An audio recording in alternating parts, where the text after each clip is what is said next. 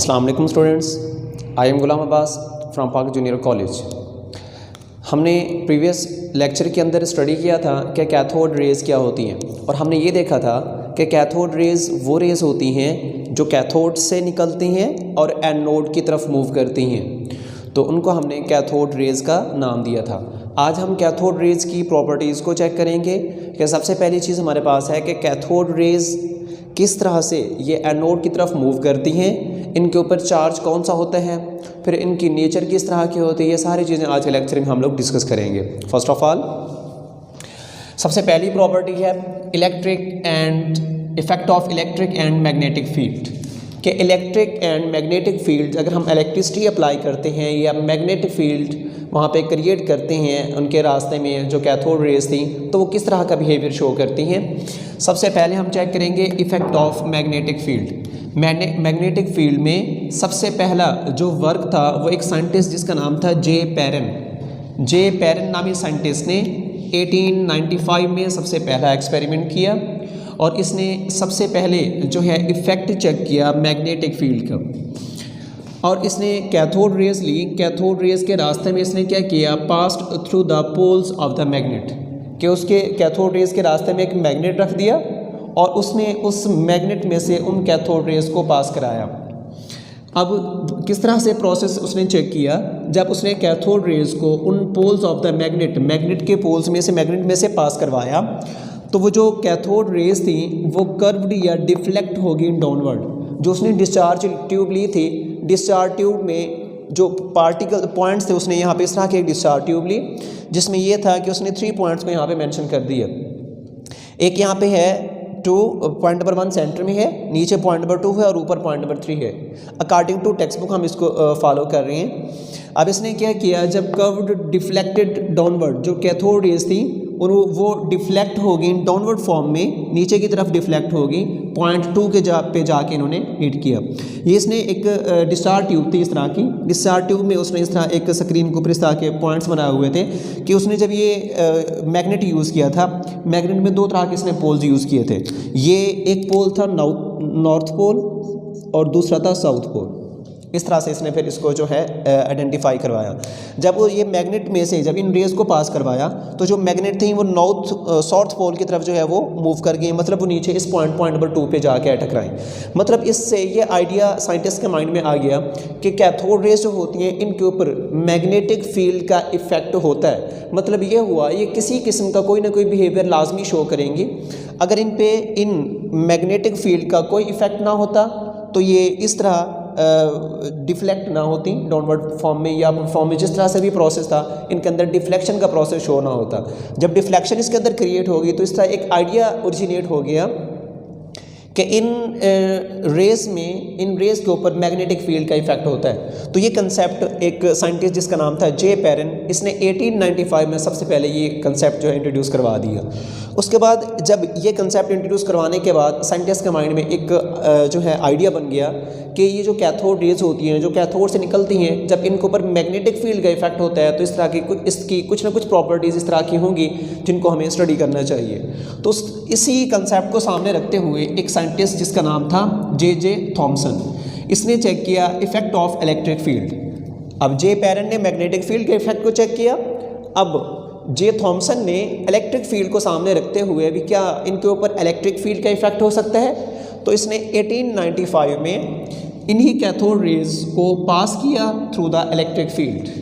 उसने 2 प्लेट्स ली इस तरह की, 2 प्लेट्स, एक पॉजिटिव प्लेट एक नेगेटिव प्लेट, उन प्लेट्स को ऐसे रखा और उसी में से उसने उन जो है रेज को पास करवाया। उसने फिर क्या देखा कि these raise deflected towards the positive plate. तो ये जो रेज थी किस तरफ डिफ्लेक्ट हो गई, पॉजिटिव प्लेट की तरफ, और जो डिस्चार्ज ट्यूब थी उसके पॉइंट नंबर 3 पे जाके टकराएं। फॉर एग्जांपल ये हमारे पास डिस्चार्ज ट्यूब जिस तरह से है। अब इसने क्या किया, जे थॉमसन ने, इसने मैग्नेटिक फील्ड को हटा दिया। अब इसने क्या किया, यहाँ पे 2 प्लेट्स यूज़ की। फॉर एग्जांपल एक प्लेट मैं यहाँ पे यूज़ कर रहा हूँ, एक और प्लेट जो है वो मैं इस जगह पे इस्तेमाल कर लेता हूँ। ये प्लेट फॉर एग्जांपल इसको हम एक वायर से जोड़ते हैं जो कि पॉजिटिव है और इस प्लेट के ऊपर भी चार्ज पॉजिटिव होगा। अब इस वायर को हम जोड़ लेते हैं एक नेगेटिव टर्मिनल से और इस प्लेट के ऊपर भी चार्ज क्या होगा, नेगेटिव होगा। अब ये जो रेज़ हैं, जैसे ही यहाँ पे इलेक्ट्रिक फील्ड क्रिएट किया गया, मैग्नेटिक फील्ड को हमने हटा दिया है, अब सिर्फ हम इलेक्ट्रिक फील्ड को चेक कर रहे हैं। जब इन रेज़ को यहाँ से पास कराया गया तो इन रेज़ के ऊपर किस तरह का इफेक्ट हुआ, ये जो रेज़ थी ये डिफ्लेक्ट हुई, अपवर्ड फॉर्म में डिफ्लेक्ट होगी। अपवर्ड फॉर्म में डिफ्लेक्ट होने का मतलब क्या था, ये पॉजिटिव प्लेट की तरफ डिफ्लेक्ट हुई और पॉइंट नंबर 3 पे जाके टकराई।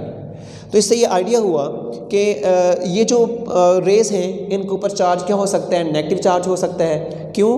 क्योंकि ये नेगेटिव प्लेट की तरफ डिफ्लेक्ट नहीं हुई है, क्योंकि नेगेटिव नेगेटिव को क्या करते हैं, रिपेल। इस नेगेटिव ने इन रेज़ को डिफ्लेक्ट किया जो है, और ये पॉजिटिव प्लेट जो है इसने इनको अट्रैक्ट किया अपनी तरफ, जिसकी वजह से इनकी अट्रैक्शन जो है इस पॉजिटिव प्लेट की तरफ हो गया और डिफ्लेक्शन का प्रोसेस हमें यहाँ पे शो हुआ। तो इसी तरह फिर इसी थॉमसन नामी साइंटिस्ट ने दूसरा एक्सपेरिमेंट किया जिसमें इसने effect of electric and magnetic field, अब इसने दोनों फील्ड्स को इकट्ठा स्टडी किया, जिसमें इलेक्ट्रिक फील्ड भी लिया गया और मैग्नेटिक फील्ड को भी साथ ही उसने स्टडी किया। अब सबसे पहले उसने क्या किया, सेम उसी तरह से जिस तरह जे पेरन नामी साइंटिस्ट ने मैग्नेटिक फील्ड इंट्रोड्यूस करवाया था, सेम उसी तरह उसने मैग्नेटिक फील्ड उसके अंदर जो है क्रिएट किया। उसके बाद उसने सेम उसी तरह से सेकंड जो था वो प्लेट्स लगा दी जो पहले उसने फर्स्ट एक्सपेरिमेंट के अंदर यूज़ किए थे। मतलब उसने मैग्नेटिक फील्ड मैग्नेट भी लगा दिया, मैग्नेटिक फील्ड भी क्रिएट कर दिया और इलेक्ट्रिक फील्ड भी क्रिएट कर दिया। अब दोनों का वो इकट्ठा यहाँ पे जो है इफेक्ट चेक कर रहा है। अब इसने क्या देखा, थॉमसन नामी साइंटिस्ट ने passed the rays between the electric and magnetic field, इसने उन रेस को इलेक्ट्रिक और मैग्नेटिक फील्ड दोनों में से यहाँ से पास करवाया। जब इसने इन रेस को यहाँ से पास करवाया, अब इसमें क्या था कि मैग्नेटिक फील्ड उसने यूज़ कर लिए, लेकिन इलेक्ट्रिक फील्ड का जो चार्ज था उसने उसको कंट्रोल कर लिया कि उतना चार्ज रखा जितना यहाँ पे नॉर्मल चार्ज था, जितना यहाँ पे मैग्नेटिक फील्ड था उतना ही उसने यहाँ पे इलेक्ट्रिक फील्ड क्रिएट किया। अब उसने ये देखा जो कैथोड रेज हैं नॉट डिफ्लेक्टेड। अब क्या उसमें एक मोस्ट इम्पॉर्टेंट एक इंटरेस्टिंग बिहेवियर नज़र आया उन कैथोड रेज का। उसने ये देखा ये जो कैथोड रेज यहाँ से मूव कर रही हैं उनके ऊपर किसी किस्म का कोई इफेक्ट शो ही नहीं हो रहा, ना उसके ऊपर मैग्नेटिक फील्ड का इफेक्ट शो हुआ, ना इलेक्ट्रिक फील्ड का इफेक्ट शो हुआ। वो यहाँ से सीधी पास करके और वो पॉइंट नंबर 1 पे जाके टकराएं। ठीक है, तो यही चीज़ यहाँ पे है कि cathode rays not deflected, move straight line, वो सीधी इस तरह से जैसे यहाँ से मूव करते हैं स्ट्रेट फॉर्म में यहाँ पे आके पॉइंट नंबर 1 पे जाके उसने हिट किया, स्ट्राइक किया उन्होंने। अब इसने क्या देखा कि इसने ये आइडिया दिया कि two fields cancel the effect of each other. तो जे थॉमसन ने ये फिर आइडिया दिया कि टू फील्ड्स, यहाँ पे एक फील्ड था मैग्नेटिक फील्ड और दूसरा फील्ड यहाँ पे इलेक्ट्रिक फील्ड है, ये दोनों फील्ड एक दूसरे के इफेक्ट को कैंसिल आउट कर देते हैं, जिसकी वजह से इन रेस के ऊपर किसी किस्म का कोई इफेक्ट शो नहीं होता। ये हमारा फर्स्ट एक्सपेरिमेंट था जिसमें इलेक्ट्रिक और मैग्नेटिक फील्ड को स्टडी किया गया, जिसमें डिफरेंट साइंटिस्ट ने रोल प्ले किया और इस तरह से उन्होंने ये आइडिया दे दिया कि इलेक्ट्रिक फील्ड का भी इफेक्ट होता है इन रेस के ऊपर और इन रेस के ऊपर मैग्नेटिक फील्ड का भी इफेक्ट शो किया जा सकता है।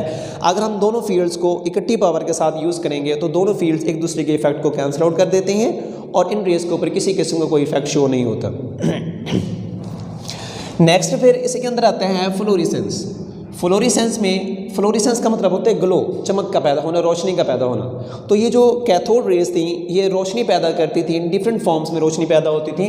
फ्लोरिसेंस में cathode rays striking the walls of the discharge tube, ये जो कैथोड रेज थी ये इन्होंने क्या किया, स्ट्राइक किया, टकराया डिस्चार्ज ट्यूब की वॉल्स के साथ। जब ये टकराती थी तो वहाँ पर ये रोशनी पैदा करती थी। अब ये जो जब इसने स्टडी किया साइंटिस्ट ने तो उनको किस तरह की रोशनी, ग्रीनिश रोशनी नज़र आई, ग्रीनिश फॉर्म में कलर, वहाँ पे ग्रीन कलर नज़र हुआ, ग्रीन फॉर्म में रोशनी पैदा हुई वहाँ पे। अब उन्होंने क्या किया, rare earth metals and minerals, जब उन्होंने रेयर अर्थ मेटल्स कौन सी होती हैं, बेसिकली ये वो मेटल्स हैं जो हमारी पीरियोडिक टेबल में डिफरेंट ब्लॉक्स होते हैं, SP, D, F ब्लॉक की जो लेंथेनाइड सीरीज़ होती है, लेंथेनाइड सीरीज़, वो सारी की सारी रेयर अर्थ मेटल्स हैं। ठीक है ना, और इसमें कुछ जो एटम्स हैं वो D ब्लॉक एलिमेंट्स के अंदर भी पाए जाते हैं और F ब्लॉक में ज़्यादातर जो है इसका जो फर्स्ट रो होती है उसको हम नाम देते हैं रेयर अर्थ मेटल्स का। रेयर अर्थ मेटल्स या मिनरल्स को अगर हम यूज़ करते हैं discharge tube, as a discharge tube के तौर पर अगर हम इस्तेमाल करें तो वो भी फ्लोरिसेंस का प्रोसेस शो करते हैं। इसी तरह उन्होंने फिर एक और एक्सपेरिमेंट किया जब उन्होंने एल्यूमिना की बनी हुई डिस्चार्ज ट्यूब का इस्तेमाल किया। एल्यूमिना का फॉर्मूला होता है Al2O3, एल्यूमिनियम ऑक्साइड। तो वहाँ से रेड कलर जो है नज़र आया, रेड फॉर्म में रेड कलर की फ्लोरेसेंस का प्रोसेस हुआ, रेड लाइट वहाँ से प्रोड्यूस हुई। जब उन्होंने एल्यूमिना की बजाय उन्होंने टिन का इस्तेमाल किया, टिन का सिंबल होता है SN, ये एक मेटल है, तो जब इसकी बनी हुई डिस्चार्ज ट्यूब उन्होंने इस्तेमाल की, जब ये जो रेज़ टकराई उस डिस्चार्ज ट्यूब की वॉल्स के साथ, तो वहाँ पे जो रोशनी पैदा हुई वो किस फॉर्म में थी, वो येलो कलर की रोशनी पैदा हुई। तो मतलब ये हुआ, ये जो रोशनी पैदा करती हैं रेज़ जब टकराती हैं वॉल्स के साथ, जो चमक पैदा होती है, वो चमक जो है डिपेंड करती है उस कंस्ट्रक्शन या composition of the discharge tube, कि जिस तरह की डिस्चार्ज ट्यूब होगी उसी तरह की रेज़ पैदा होगी। अगर हम डिस्चार्ज ट्यूब के मटेरियल्स को चेंज करते जाते हैं तो फ्लोरेसेंस का प्रोसेस जो होता है उसमें जो कलर्स पैदा होते हैं वो भी चेंज होते जाते हैं। तो इसका मतलब ये है कि जो कैथोड रेज़ है इनका अपना कोई कलर नहीं है, जो कलर वहाँ से पैदा हो रहा है वो बजाय उन कैथोड रेज़ के डिस्चार्ज ट्यूब की वजह से पैदा हो रहा है। अब नेक्स्ट था शैडो फॉर्मेशन। शैडो फॉर्मेशन का मतलब ये है कि जब ये रेज़ किसी ओपेक ऑब्जेक्ट के साथ टकराती हैं, ओपेक ऑब्जेक्ट का मतलब होता है ऐसा ऑब्जेक्ट जिसमें से लाइट पास ना हो, गैर शफाफ, मतलब शीशे की तरह का ना हो। उसके अलावा फॉर एग्जांपल देखिए, ये मेरा हाथ है, इसके पीछे साया बन रहा है, तो मेरा जो हाथ है ये ओपेक ऑब्जेक्ट है, ठीक है, इसमें से लाइट पास नहीं हो रही, इसका साया बन रहा है। तो वो तमाम सब्सटेंसेस जिनका साया बन सकता है उनको हम नाम देते हैं ओपेक ऑब्जेक्ट का।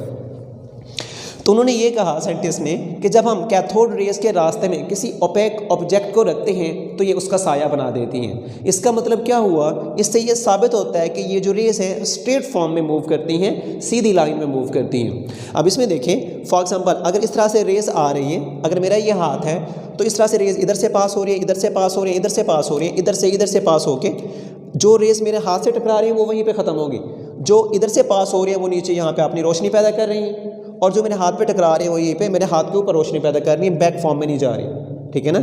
अब फॉर एग्जांपल जैसे मैं खड़ा हूँ, अगर रोशनी जो कैथोड रेज़ हैं अगर ये स्ट्रेट फॉर्म में मूव ना करती होती तो जैसे ही ये मेरे पास आई, फॉर एग्जांपल रेज़ मुझसे टकरा रही हैं, तो इस तरह से अपनी डायरेक्शन को टर्न करके यहाँ पे पीछे चले जाती है, लेकिन ऐसा पॉसिबल नहीं है। तो इसका मतलब ये हुआ कि जैसे ही आती हैं स्ट्रेट फॉर्म में मूव करती हैं, स्ट्रेट फॉर्म में मूव करने के बाद जो यहाँ से मेरे इस जगह से पास हो रही हैं, इस जगह से पास हो रही हैं, तो इस तरह से पीछे मेरा एक मुकम्मल साया बन रहा है। तो इसका मतलब ये हुआ कि जो कैथोड रेज़ हैं स्ट्रेट फॉर्म में मूव करती है, जब इन कैथोड रेज़ के रास्ते में किसी ओपेक ऑब्जेक्ट को रखा जाता है तो पीछे ये उसका साया बना देती हैं। तो सेम इसी तरह से हमने यहाँ पर स्टडी किया है इसको कि कैथोड रेज़ जब टकराएंगी किसी ओपेक ऑब्जेक्ट के साथ तो ये उसका शेडो बना देती हैं। अब हमारे पास ये डिस्चार्ज ट्यूब है जिसमें हमने ये नेगेटिव साइड जिसको हमने कैथोड का नाम दिया और यहाँ पे ये एनोड मौजूद है। सेंटर में हमने एक ऑब्जेक्ट रखा हुआ है जो कि ओपेक है, मतलब इसमें से लाइट पास नहीं होती। जैसे रेज इससे टकराती है, जो देखें यहाँ से इस ऑब्जेक्ट के ऊपर टकरा रहे हैं वो यहीं पे ख़त्म हो रही है, वो इसी की जो शेप है उसको शो कर रही हैं। बाकी जो इससे इस साइड से पास हुई वो जाके उसका यहाँ पे शेडो बना रही है, साया बना रही है। तो उसके बाद नेक्स्ट हमारे पास प्रोसेस है मटेरियल पार्टिकल्स। जो रेज़ हैं तो रेज़ के अंदर के जस्ट ये रेज़ हैं या इनके अंदर कोई पावर भी मौजूद है, कोई इनके अंदर कोई ऐसी फोर्स है जो किसी चीज़ को ये इफ़ेक्ट कर सकती हैं या नहीं कर सकती। इस चीज़ को चेक करने के लिए साइंटिस्ट ने क्या किया, कैथोड रेज़ के रास्ते में एक पैडल व्हील रखा, ऐसा व्हील ऐसे फिक्स किया जो मूव कर सकता था, जो बड़ी आसानी से मूव कर सकता था। उस डिस्चार्ज ट्यूब में वो पैडल व्हील उन्होंने फिक्स कर दिया।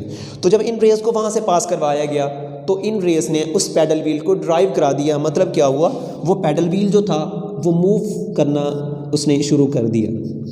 मतलब ये हुआ ये जो कैथोड रेज़ हैं ये पैडल व्हील को मूव करा सकती हैं।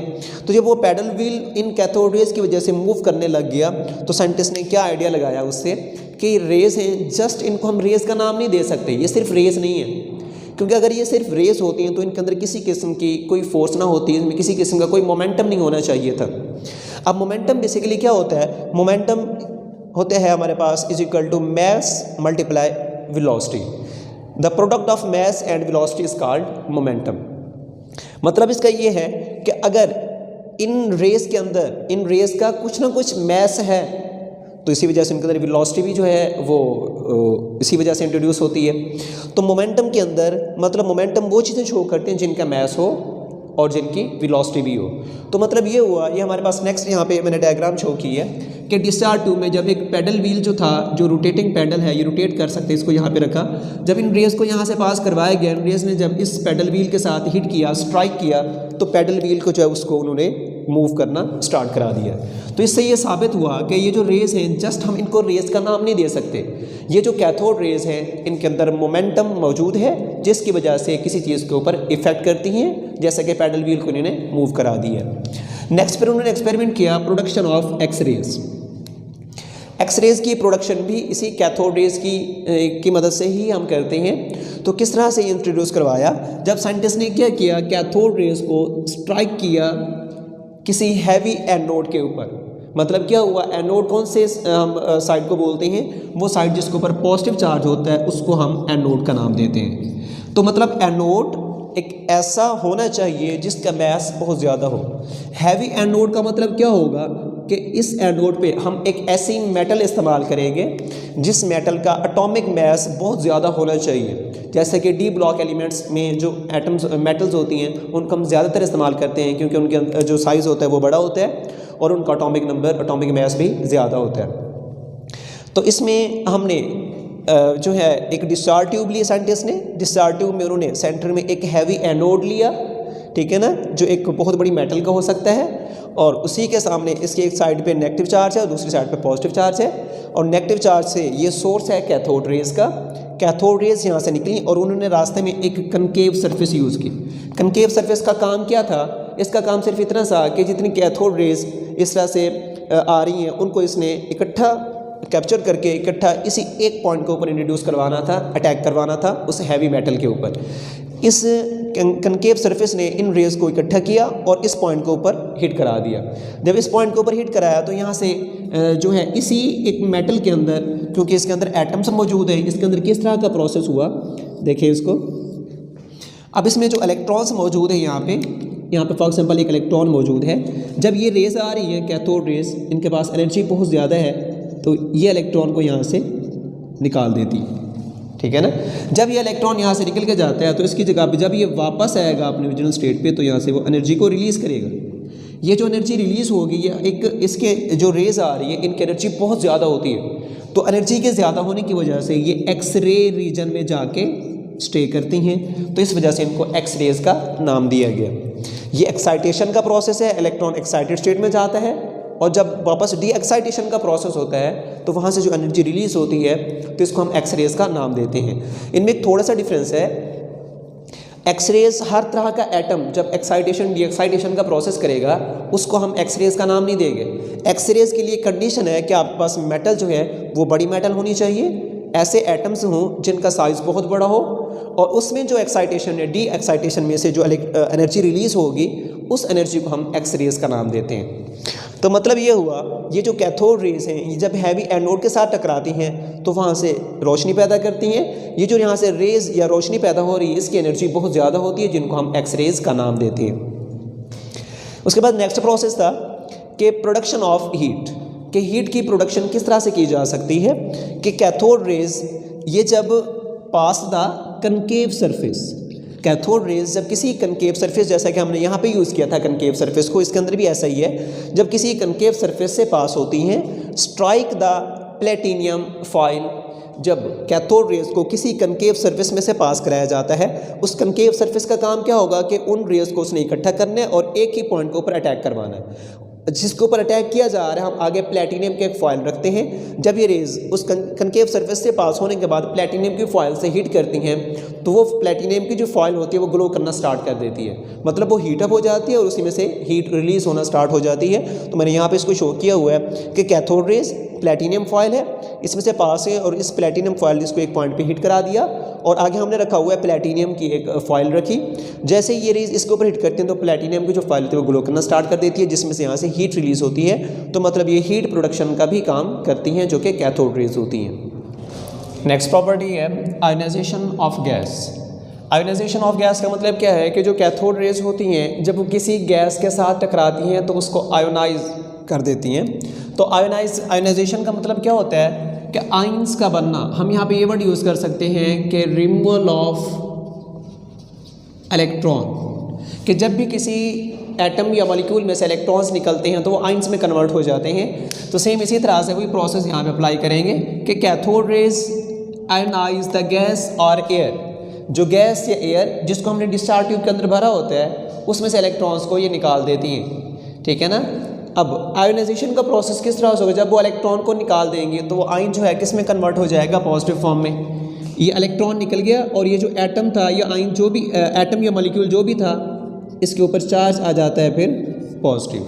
तो मतलब क्या हुआ, कैथोड रेज के अंदर ये प्रॉपर्टी पाई जाती है क्योंकि इनके अंदर एनर्जी होती है, जब भी किसी एटम या मॉलिक्यूल से टकराती हैं तो उसमें से इलेक्ट्रॉन को निकाल देती हैं, तो आयोनाइजेशन का प्रोसेस इसके अंदर पाया जाता है। इसी तरह नेक्स्ट है पेनिट्रेशन पावर। पेनिट्रेशन पावर का मतलब क्या हुआ कि cathode rays pass through thin metal foil. अगर हम कोई मेटल यूज़ करते हैं, थिन मेटल फॉइल, एक पतली तार हम लेते हैं, जब हम वो तार किस चीज़ की हो सकती है, वो या तो एल्यूमिनियम की ली जा सकती है या फिर गोल्ड की होती है। जब इसमें से हम इन कैथोड रेज को पास करते हैं तो ये बड़ी आसानी से उस मेटल फॉइल में से पास हो जाती हैं। नेक्स्ट आ जाता है रिड्यूसिंग इफेक्ट। रिड्यूसिंग इफेक्ट में cathode rays cause a chemical change, मतलब कैथोड रेज जो हैं केमिकल चेंज पाया जाता है इनके अंदर, मतलब ये केमिकल रिएक्शंस करा सकती हैं, इनके अंदर रिड्यूसिंग एजेंट के तौर पर ये काम करती हैं, रिड्यूसिंग इफेक्ट क्रिएट कर सकती हैं ये। नेक्स्ट है nature of the cathode rays, कि जो कैथोड रेज हैं इनकी नेचर किस तरह की होती है, ठीक है ना। ये पहले भी मैं एक पॉइंट डिस्कस कर चुका हूँ, उसको मैं इससे रिलेट करूँगा कि कैथोड रेज जो हैं जब ये डिपेंड नहीं करती, not dependent on the nature of the cathode material, जहाँ से ये ओरिजिनेट हो रही हैं उसके ऊपर भी डिपेंड नहीं करेंगी, और दूसरा nature of the gas, gas की नेचर के ऊपर भी ये डिपेंड नहीं करती। फॉर एग्जांपल अगर आपके पास इस तरह की एक डिस्चार्ज ट्यूब मौजूद है, हम सिर्फ आइडिया के लिए इसको ले रहे हैं, ये है कैथोड, ये यहाँ से निकल रही है, ये कैथोड किस चीज़ का बना हुआ है इस चीज़ के ऊपर भी डिपेंड नहीं करेगी, ठीक है ना। लेकिन कैथोड ऐसा होना चाहिए जिसमें से करंट पास हो सकता है, ठीक है ना, ऐसा मटेरियल होना चाहिए जिसमें से करंट पास हो सकता है, उसी को भी हम कैथोड का नाम देते हैं। तो कैथोड की नेचर के ऊपर डिपेंड नहीं करेंगी। दूसरा, इसके अंदर इस डिस्चार्ज ट्यूब में जो हमने गैस भरी है तो इस गैस की नेचर के ऊपर भी डिपेंड नहीं करती है। मोस्ट इंपॉर्टेंट पॉइंट है और ये शॉर्ट क्वेश्चन भी एक्सरसाइज के अंदर मौजूद है, nature of the cathode rays. तो ये it is not dependent on the nature of the cathode material and the nature of the gas, ये किसी चीज़ के ऊपर ये डिपेंड नहीं करती हैं, क्योंकि ये जस्ट क्या होते हैं, इलेक्ट्रॉन्स होते हैं। उसके बाद ये इलेक्ट्रॉन्स, हमने इनको नाम दिया इलेक्ट्रॉन्स का, या इसकी E/m वैल्यू क्या होती है। E/m value shows electrons. E/m value से हमें पता चलता है कि ये जो हैं क्या हैं, इलेक्ट्रॉन्स हैं। अब E/m वैल्यू कितनी होती है, 1.76 × 10⁻11 कॉलम पर kg, C से कॉलम पर kg ये इसका यूनिट होता है। तो ये E/m वैल्यू, E का मतलब चार्ज है और m से mass, charge to mass ratio. अब इनका लास्ट में कंक्लूजन क्या निकाला गया, ये इसकी सारी प्रॉपर्टीज़ के अंदर आप लोग इसको ऐड करेंगे, लास्ट में इसका कंक्लूजन है। कंक्लूजन ये है कि एटम इज़ इंडिविजिबल। हमें ये पता है कि एटम क्या है, एक इंडिविजिबल मतलब नाकाबिले तकसीम पार्टिकल है। इसका सबसे पहले आइडिया ये था उस वक्त जब ये कैथोड रेज को इंट्रोड्यूस करवाया गया था ना, उस वक्त ये आइडिया था कि एटम को ना तो डिवाइड किया जा सकता है ना उसको तोड़ा जा सकता है। लेकिन आज के दौर में हम एटम को डिवाइड कर सकते हैं और उसके डिफरेंट सब एटॉमिक पार्टिकल्स को भी हम स्टडी करते हैं।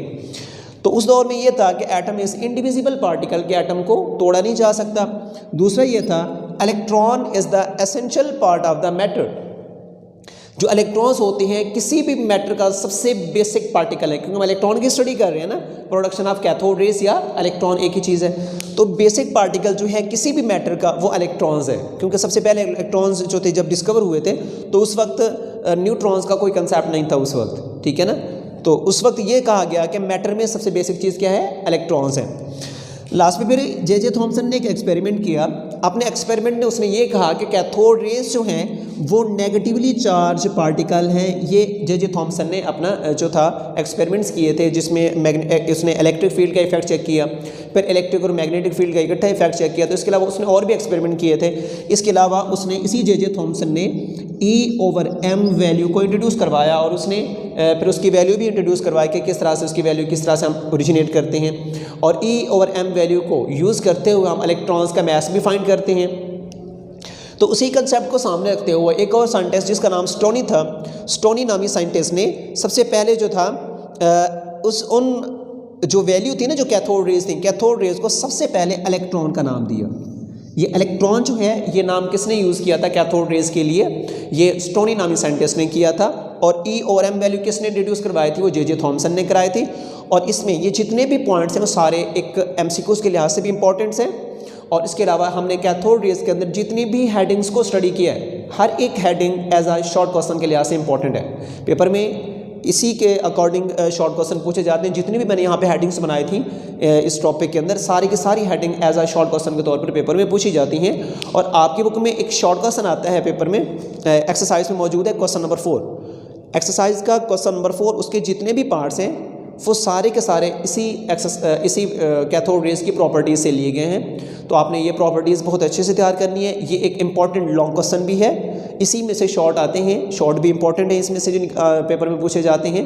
और इसके अलावा इसमें से जो MCQs पूछे जाते हैं वो भी मोस्ट इंपॉर्टेंट होती हैं। और एक्सरसाइज का क्वेश्चन नंबर 4 जो कि शॉर्ट क्वेश्चन के लिहाज से मोस्ट इंपॉर्टेंट है, वो पूरा क्वेश्चन कैथोड रेज की प्रॉपर्टीज़ के ऊपर पूछा गया है। ओके, नेक्स्ट लेक्चर में फिर मिलेंगे, तब तक के लिए अल्लाह हाफिज़।